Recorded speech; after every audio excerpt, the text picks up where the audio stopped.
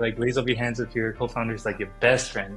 And I was like, yo, and like there was only two of us. 90% of like people who start a startup with like a best friend fail. We trust you with $20,000 to make this product a reality. Yeah. And then we have to realize, wow, right? This isn't just something we can let fizzle. Pivoting is normal in the startup ecosystem. We pivoted massively. Our main goal before was just to focus solely on diabetics. Do you feel like you'll get pushback once you guys start to become a bigger company, more shareholders? They are agreeing and they are aware that we're trying to make a product that a person really only needs to buy once. That's real. It's a good That's one. real. To get yourself a banging partner like Justin, you feel me? The most stressful part wasn't competing in the competition. It wasn't making the pitch, it was actually winning it. Many people who are at Basecamp, they got to see the pitch, see the people, but they might not know the backstory. What kind of gave you the idea that led to what Glucosense is right now? So I'll start back from square one. It's January 2024. My manager at IBZ, one of the Innovation Boost Zone, it's one of the startup incubators at TMU, was like, hey, Tenzin, we're trying to make like student design teams, and I want you to lead one of them and come up with like an idea or a problem to solve with them. And I was like, okay. After like a couple weeks, I was like thinking of like what can I do to, I guess, improve the lives of many. And I looked at my dad, who's currently pre-diabetic, and he checks his blood sugar levels every like 2 to 3 days. And whenever he checks it, he's like, ouch. And I'm like, damn. Like, why isn't there like a device that you can measure glucose levels non-invasively?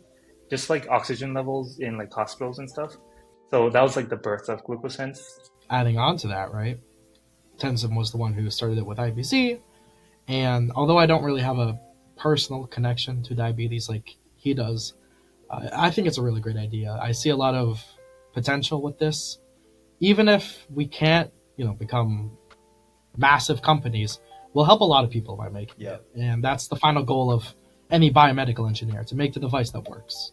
And it's very exciting to see that it's fellow TMU students that are taking on such a big thing, making those big swings. It's fantastic. I'm super, super proud of you guys already. Let's talk a little bit about you guys' strategy and how you've built Glucosense up. When you guys were starting out, what were the things that you were focusing on when you were building your Avengers? One of the main things that we were focusing was in the beginning to validate if our idea would be possible. So we were solely focused on researching different methods, trying to see if like this technology would work or another technology would work, like radio waves or like light waves. And after that, we started going into a little bit more. We like distributed our teams, so we have a software team and a hardware team, trying to focus on both at the same time. And yeah. Well, that's how like our team was structured initially. And during Basecamp, we learned a lot about how to, I guess, communicate with team members, building how to build like business models, and then how to validate it further, like the idea. And then, we started doing ideal customer interviews to validate our idea. I will say it was not a very straight road to get from there to here. A lot had to change in that process. Like Tenzin mentioned, a big part of it was customer validation. So we had to talk to people with diabetes, type 1, type 2, pre-diabetics. And during that time, we actually learned something pretty important. And it's that there's a reason this hasn't really been done before. Now, obviously, the ideal way to measure blood is without requiring a blood sample. And the first company that does that has a huge monopoly for any diabetic. But it hasn't been done because it's not accurate enough. The technology isn't there yet.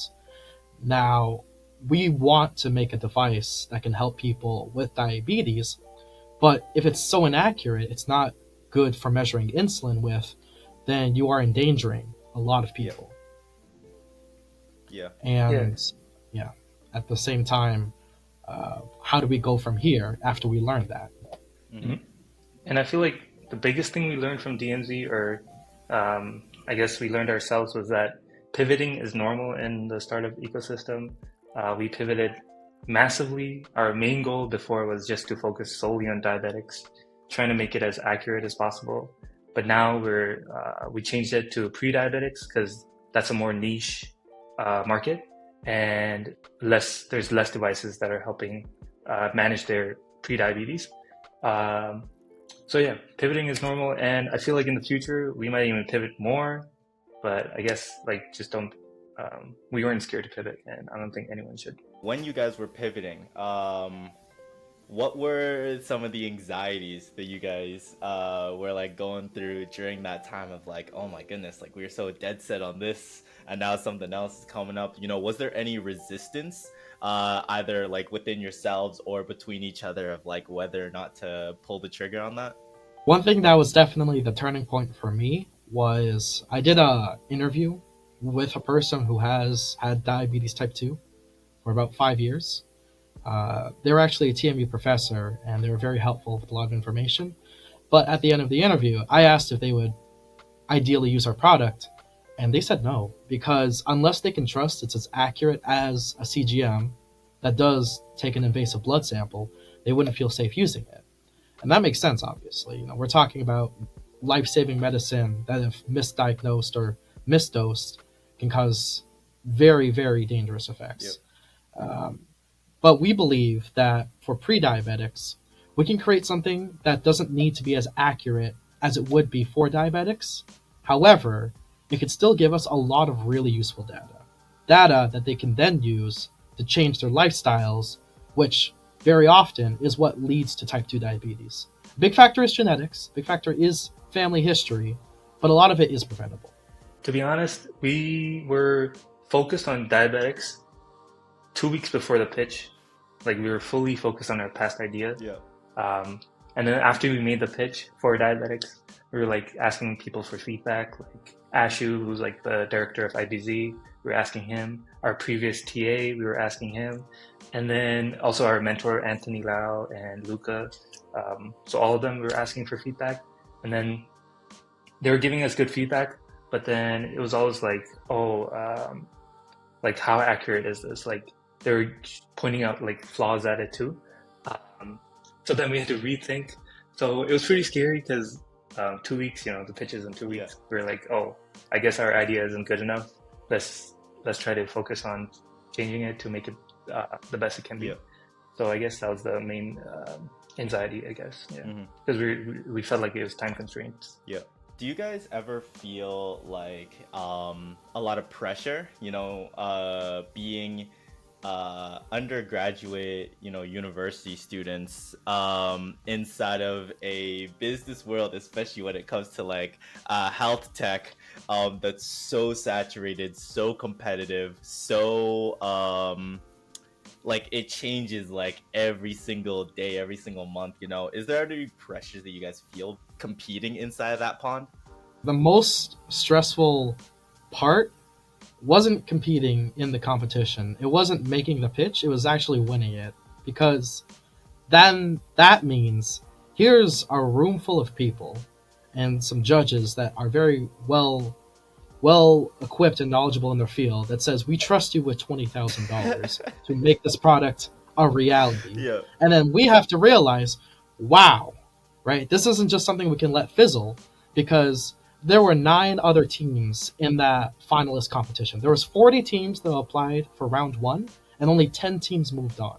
And we were going against some companies with customers, established markets, and if we were not going to use that $20,000 effectively, they could have, for sure. So now it's not just about us doing well, it's proving we can do it better than 9 other people who just as much deserved what we got. I agree. And also, I feel like there would be more pressure at us if we weren't surrounded by like really passionate team members and passionate mentors to help us. So yeah, we're pretty thankful for them because they have taught us a lot, especially in the medtech realm too. So yeah, I feel like it's important to surround yourself with like mentors that are in your field. You guys are in more of like the technical side of things, you know, both being engineering students. Where did you make up for that, or how did you make up for that, and like kind of learn how businesses operated, how you stay competitive in the market, like all those things that you need to make a Yep. successful company? Like I've always wanted to be like an entrepreneur, like from year one, since I joined TMU. I started watching like Y Combinator videos, like all the big incubator videos on YouTube. So I guess most of my business knowledge is from watching tutorials and YouTube videos. And also DMZ was a big, I think, help for both of us, me and Justin, to understand the business side of building a startup. For 3 days a week, for 2 months, for 8 hours a day, or 8 to 6 hours a day, we were going through workshops, tutorials, instructions, mentorship one-on-ones, all about business, all about making a company. That's like a university course. We had a university course on business. Some would even say that DMZ was like a mini MBA, where a lot of the stuff we learn in that 2 months can be extrapolated to the 2 years of an MBA. And I would even say, you said that, like, have we learned how to run a business? How we've learned to like use our strategies? I'd say we're still learning. We've recently joined something called the Niagara Falls Innovation Hub, which will help us a lot more with connecting with people in our field. But it's very much an upward process. We are still learning to this day the right way to do things. And we're very willing to change what we need to, because we understand it's a learning process. It's cool that you guys, you know, took that into your own hands, you know what I mean? And I think that business students can definitely learn from that, of like, if you are delving into tech, it's like, okay, you can't just sit on your ass, you know what I mean? Like, you need to almost take like your own course and do those hours, like you said, in order to compensate for that and become well-rounded. So that's awesome to hear. Now, circling back to you guys' pivot, especially when you're going into more predictive medicine, since there aren't many companies, you know, there, at least established companies that like have it right, like everyone's fighting over like who's gonna be right first. Have you found it like easy, hard, whatever, in order to like know what your benchmarks are? Because there's no company that like you're looking to and saying, okay, you know, we need to be like them, or we need to operate this way, so on. How do you guys like benchmark like KPIs and objectives? We're trying to replicate like a research paper that is done for the technology that we're trying to use. So I guess a measurement of success would be that in like 4 months, have we replicated the research paper to get it and make it better, like to get it more accurate.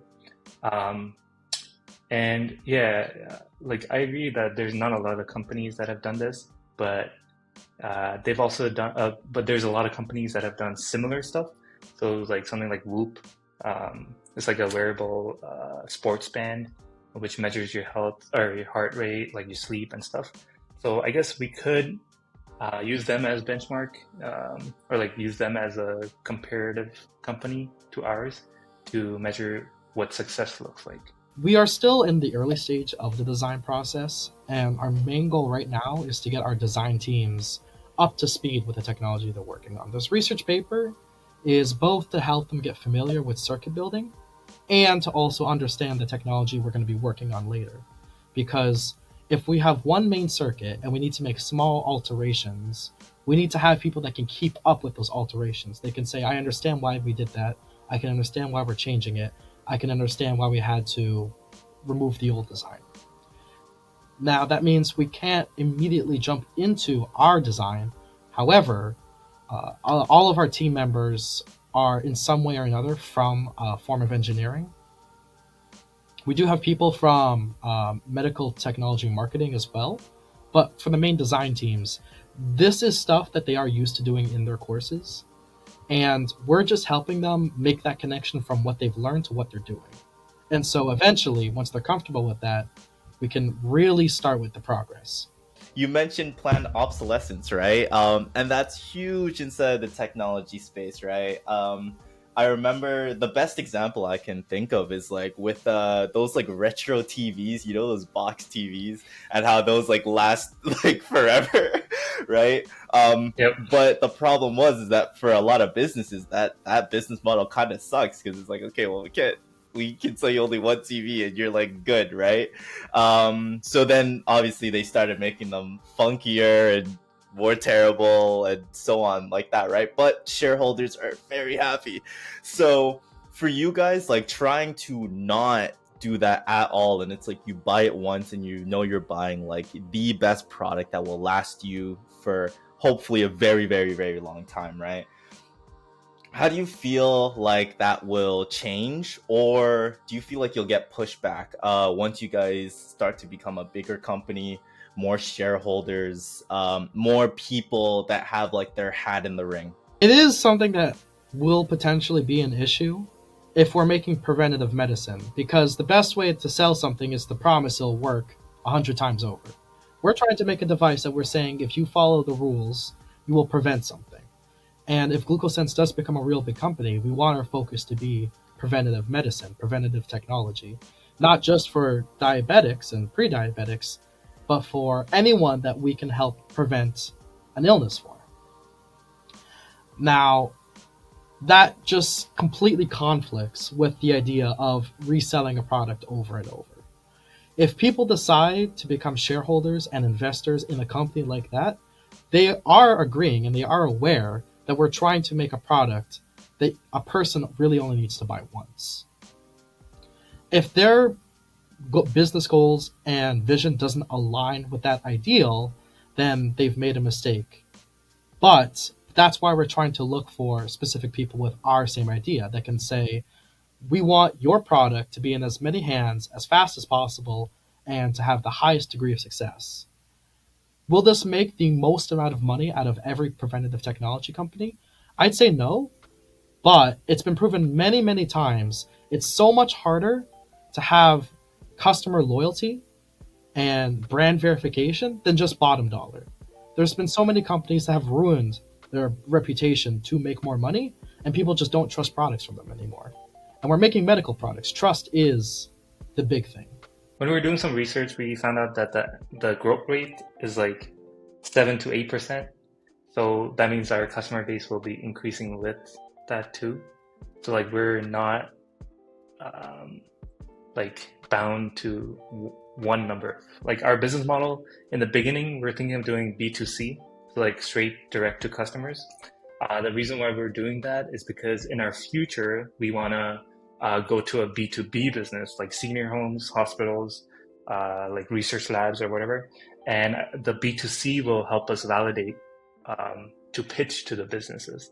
Because if we just pitch like out of nowhere to these like big businesses or hospitals, or they'll probably like decline us.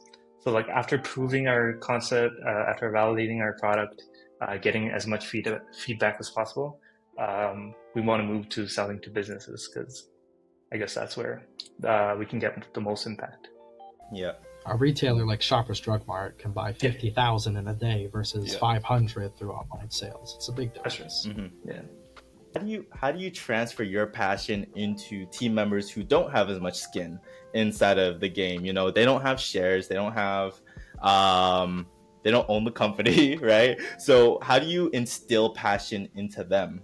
So we've had this conversation a lot with like just me, Justin, and our mentor about talking like I guess to motivate our team members. And one big thing is that like we're gonna give them the most opportunities that they can for them to learn and give them new skills, like maybe doing workshops, connecting them with new opportunities, and at the end we want to I guess help them make their resumes as good as possible. And and hopefully in the future, if we become a big business, they're going to be like the first people that we look work to hire. You'll have a lot of cases where a person's expected to work as an unpaid intern for a company and they'll get long-term benefits. But we want the people that are working with us to also have a lot of short-term benefits. This kind of work where we're working with circuits, this is stuff that you do as an engineer, as an electrical engineer, as a mechatronics engineer. Also, a lot of our members are in third year, so they are applying to co-op right now because they go to TMU, you do co-op for a year after your third year. If we can have as many of them say they're a part of a startup company that managed to get $20,000 in grant funding, that really helps their chances of application. Assuming that we're in a zero-sum game where there's limited resources for startups in general, how do you guys plan on continuing to be competitive inside of the very saturated startup space? I can maybe talk about our large-scale competition. Small-scale competition, I think Tenzin would be able to go more about, but in terms of large-scale competition, our biggest large-scale competition is with CGMs, continuous glucose monitors for diabetics. We're talking Freestyle Libre, Abbott, Dexcom. These are companies that, for a business, monitor blood glucose, and we're trying to make something that they can't do for pre-diabetics. Now, why can't they just make a product that's 10 times better than ours in half the time and then just completely take our user base? And the answer is actually pretty great. And it's because these are companies that rely on people having diabetes for a customer base. It doesn't sound good, but it is the truth. Why would they make a product that is specifically meant to prevent diabetes? We're trying to make a preventative product, right? If they try to go after us, if we do become a big enough company, they are undercutting their own sales in the hope of being able to take our users. So I'm sure if they ever came to that decision, assuming we become a big enough company, they'd realize that too. And we would have our own little bubble as a result of these companies not being able to do what we're doing without ruining their own existing user base. Nice. Nice. Good answer. For short-term competition, I feel like this is well, I learned about this for SaaS, software as a service businesses, and I'm trying to pivot or trying to bring that into our company too. Is that launch as fast as possible so that you can get feedback from users. I feel like this will be the best way to beat all the competition is to go into market first, be the first to market, and then get a lot of feedback, iterate on it, and send it back. Get feedback, iterate on it, and send it back. Keep doing that cycle over and over again, and you'll have the perfect product. So I guess that's kind of like how me and Justin both want to build this company and I guess beat the competitions before. Beat the competitions. Yeah. Nice. Now, there are probably going to be people that have the same idea as us, but now that we have grant funding, we have lab space, we have a dedicated team, and we have support from DMZ, which is one of the biggest incubators on the planet, from what we've heard from a lot of people. We have a really good set of resources to boost us forward. Yep. And we've managed to convince them of our success. Eventually, we're going to be able to convince more people. That's what's up. Nice. You said you pivoted largely because you were talking to customers and there was a certain thing that kept coming up, or there were things that like really piqued you guys' interest. How many customers like did you talk to as a whole when you were doing that market research? The customer base we were talking to was pretty small. We know people people personally who have diabetes. We did that interview with the anonymous person who has diabetes, so they aren't biased. And we also tried to use anonymous surveys. We also did a type of presentation demo at the Zone Fair to also help with understanding the public group of people and their reaction to blood sugar. But overall, the main reason I think this pivot made sense is if we did the pitch competition with our original idea, I don't think we would have won. And it's not because the idea would have been worse or better, but it's because I personally didn't believe we could do it. to make a non-invasive device for diabetics because we looked at the technology, we looked at the fact that no one else has done it for ever, and the biggest thing in order to do well at pitching, to do well at convincing investors, and to do well at inspiring people to see what you're doing is to believe the words you're saying. If I went up on stage, I would not believe the words I was saying because I know the truth. But with pre-diabetics, I believe there is a shot because we've looked at technology that would make sense for pre-diabetics, and we've looked at the market for pre-diabetics, and it's empty. And when I say this, I do believe it. I do believe we can make something before other people and have it work. And that sort of conviction does carry over into your pitches. And I think that's what really gave us the edge for winning it. When we were talking about pivoting into pre-diabetics market, we were also doing a lot of research on like the market itself. So like market size compared with like the market size for diabetics, which is like 5 times more, and look at like the annual growth rate and all that stuff. So it wasn't just talking to customers, I guess, but it was also doing a lot of research externally. Would you say there are other ways when it comes to like advice for like other founders and other people kind of like mulling over their company strategy and kind of its product position? Are there other ways that you guys would recommend in order to follow trends and, you know, keeping your eye on where the market is moving? When it comes to knowing the correct trends to follow for your company, you have to really think about the person who's going to buy this product, right? If you can't picture yourself, picture your family members. If you can't picture your family members, picture your coworkers. Think about what they would do in their daily life if they had this product. Would they ignore it? Would it just sit on a shelf? Would they use it in their day-to-day? Would they return it after 4 days because they just don't like it? And the truth is, you're going to probably have all these types of people as your customers. You are going to get returns. You are going to get people who never use it. You are going to get people who sing the praises of it.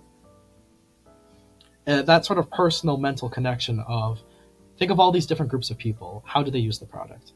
A good example for us is we're making something that can give nutritionary, exercise, and sleep recommendations to help raise and lower your blood sugar. How does that work for a pilot? They can't take a nap. They can't exercise. Maybe they can eat, right? Same idea for a bus driver. Same idea for a professional athlete. So we need to also think about not only this product for the general population, but a very niche population. Because if no pilots can use this, right, we want to prevent diabetes. You cannot fly a plane if you have diabetes because you might pass out. If using this product helps prevent your diabetes and you still want to be a pilot, you want to use this. Right? You don't want to be gated behind this product because you can't do jumping jacks in the cockpit. That's real. It's a good one. Real. What Justin was mentioning is similar to a workshop that we did in DMZ, where they create a persona, and you pick a persona, try to like imagine like what their day-to-day would be like, and if they would even like, I guess, have the problem to them, and if they do have the problem, like how would they solve it? They mentioned like you can easily do this using ChatGPT or like any AI models. Just search up or just say, can you make a persona for this problem that I'm trying to solve? And then it's going to give you a lot of things. And then when you're reading it, you kind of realize what you might be missing out on, or if you catch on to something. And also another tip, I guess, would be that when you're doing interviews or like customer interviews, keep it as non-biased as possible. Like, be very general and not related to our problem. Well, a little bit related to our problem, but not fully.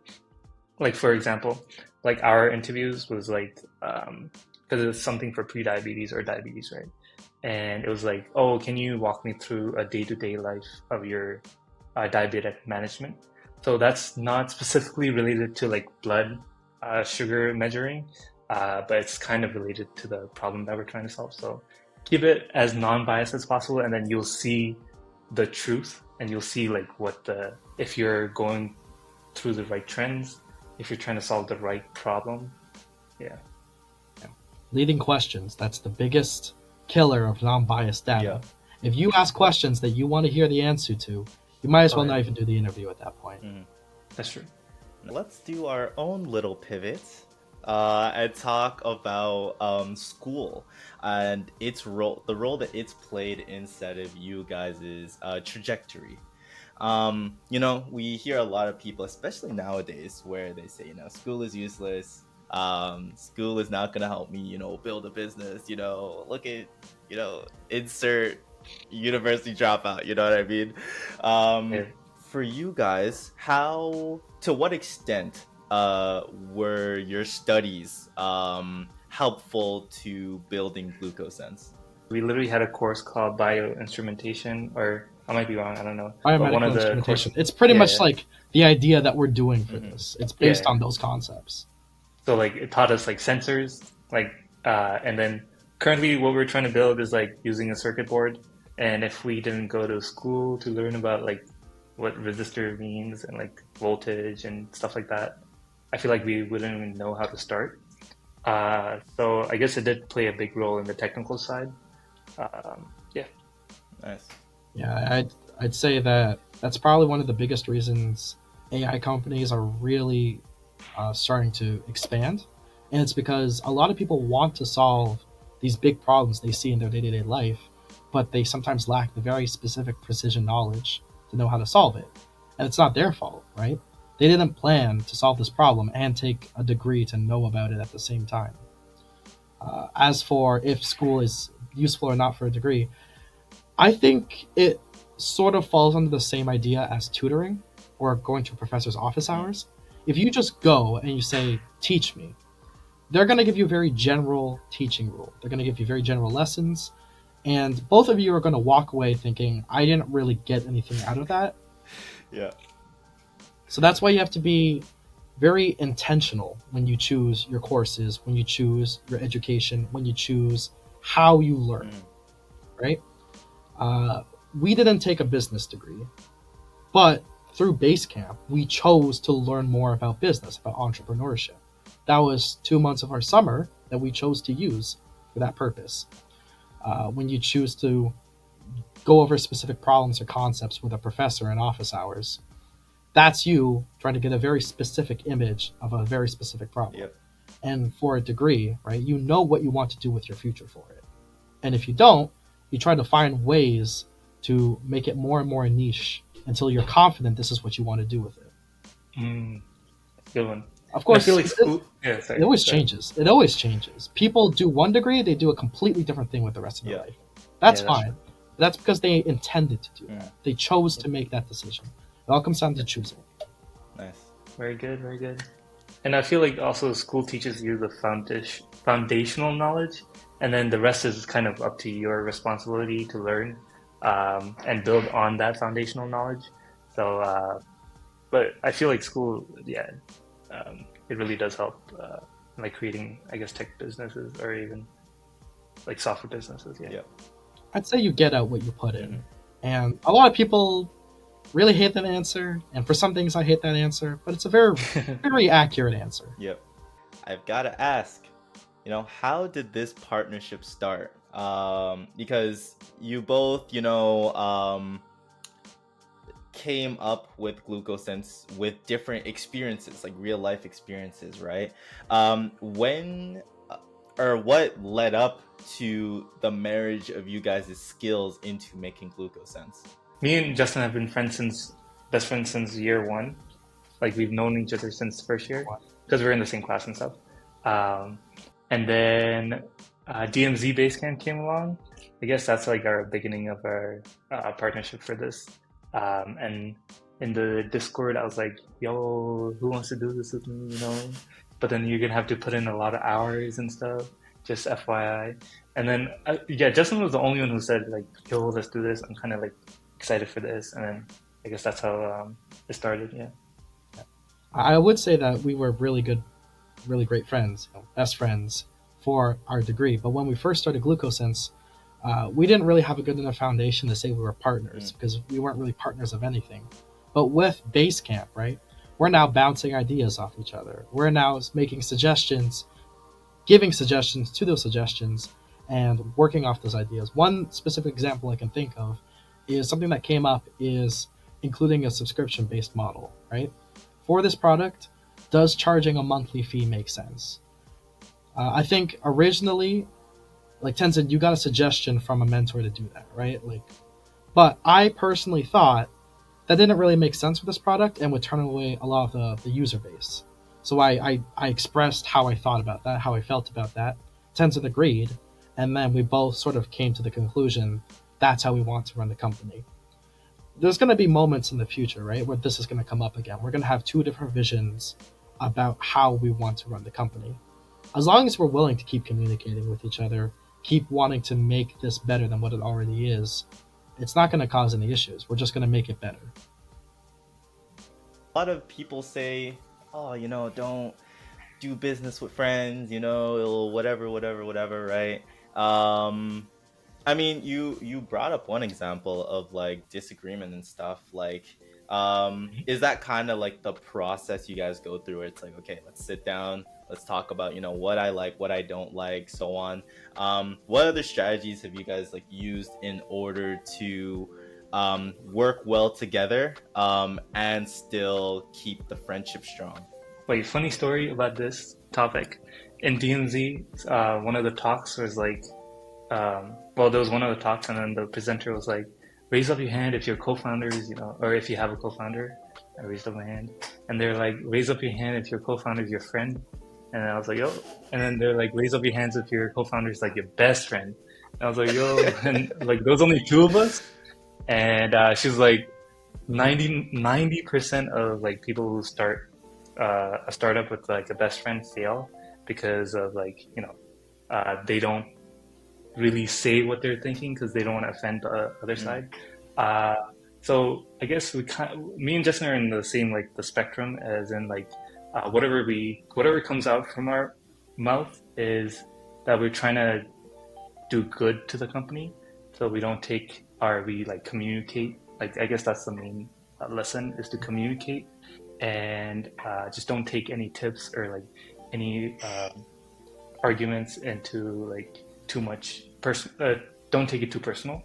And yeah, just when you're talking about business, just make it like business. Yes. Yeah. I will say that even though we have the best of intentions, there is eventually a scenario where conflict just arises. It's just a natural part of trying to make something that 80% of everything around it dies. And I think a preventative action that we took that might not make sense to a lot of people, but makes sense for us, is not to have an equal split of the company. Because Tenzin was originally with IBZ, and he's sort of like the original founder, and I am helping support him. It makes sense for him to have a majority of the shareholders. And I'm okay with that. I suggested that idea. A lot of conflict arises in a company when two people with equal shareholder worth believe the company should go in two different directions. But when that happens, the company isn't allowed to do anything until the conflict has been resolved. As a result, you lose weeks, months, sometimes even years, just because people can't agree on something. Intentionally giving yourself a limit on what you believe how the company should be run, for better or for worse, the company will continue. But it should never be the stocks you hold that influence the people you work with. It should be your reasoning, it should be your relationship to them. If I just used a 51% stockholder weight to convince everyone around me of my idea, I'm not working with them, I'm commanding them, and they didn't agree to be part of an army. But if I'm willing to say, I don't have as much stock worth as you, but here's something that I think the company does need, my conviction should convince them. Yep. And also another tip, if you do equal splits, mentor suggested to us that we can do like 6 months of this person being responsible for making decisions, and then the next 6 months it rotates. So it keeps rotating. That's also another, I guess, way of making sure there's no conflict of interest. Nice. Hey, you guys are spitting today. No, all of that is fantastic stuff. It's really, really good. I think we'll close off with, a little bit of advice to other founders, especially in the health tech space. What would be you guys' like best practices, things to avoid, whatever, for people who are trying to make startups inside of this Red Sea? I think a good like ground floor you should always have supporting any idea is always asking the question, would I want my grandmother to use this? Right? Someone very important to us, someone we never would want to be hurt. Would you want your grandmother to use your medical product? If the answer is a maybe, please go back to the drawing board. Please. All right? Obviously, people are going to not say no, because if they say no, then it's over. But if you say a maybe, really think about that you are not giving this not only to your own grandmother, but countless other brothers, sisters, daughters, husbands, wives, children. If you forget that, you're going to either be selling to no one or selling to people that don't know what they're using. And that's dangerous either way. That's a good one. Damn, you should have ended, man. I want to give, I guess, a generic, I don't know. Let's see. But I feel like this is actually how I feel. I feel like the main tip is that just start, right? Just start. Don't let that idea be stuck in your notebook. Take the notebook and just start. I feel like that's after you start, you're already better than like 90% of the people who want to start a business or thing. And it's okay if you don't know how to start, as long as you just take that first foot forward and just start. Like, I didn't know how to build this, but I was just pitching my idea. I was like, maybe this will work, maybe this won't, but I'm happy that it's working slowly. So, and also another tip is to get yourself a banging partner like Justin. You feel me? Damn, yeah. So, just get a good partner that really supports you and is passionate about the same problem that you're trying to solve. And surround yourself with just people who will always support you. So, that's awesome. I hope the conversation was fulfilling for you guys as it was for me, and I'm excited to interview you guys again once you guys hit $1 million a year. Well, no, I appreciate you guys. Thanks so much. Thank you. We're very happy to be here. Yeah.